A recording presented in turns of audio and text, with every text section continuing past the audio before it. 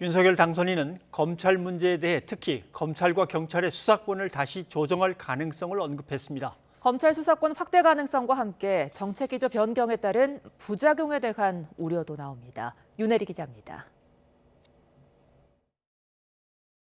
책임 수사 체제를 확립하여 국민이 신속한 수사를 받을 수 있도록 하고 범죄 혐의가 있는 사건은 반드시 수사되도록 하겠습니다.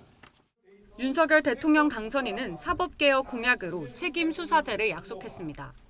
지금까지는 경찰이 송치한 사건에 대해 수사가 미진하다고 판단되면 경찰에 다시 보완 수사를 요구했지만 앞으로는 검찰이 직접 보완 수사를 하도록 하겠다는 겁니다. 또 경찰이 재수사까지 거쳐 자체 종결한 사건이라도 검찰이 범죄 혐의가 있다고 판단하면 송치를 요구할 수 있도록 하겠다는 뜻도 밝혔습니다.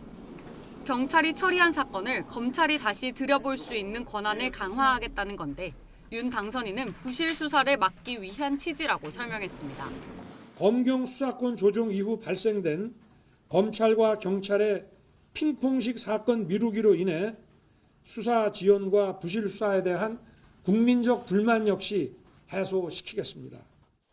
검찰총장 출신 대통령이 당선됨에 따라 지난해 1월 검경 수사권 조정으로 대폭 줄어든 검찰의 직접 수사 범위가 다시 확대될 가능성도 제기됩니다. 당시 검찰청법 개정으로 검찰은 부패, 경제, 공직자, 선거, 방위사업, 대형 참사 등 6대 중요 범죄에 대해서만 직접 수사할 수 있게 됐습니다. 하지만 6대 중요 범죄의 구체적인 내용은 대통령령으로 규정돼 있어 행정안전부 장관 협의와 국무회의를 거쳐 얼마든지 개정할 수 있습니다.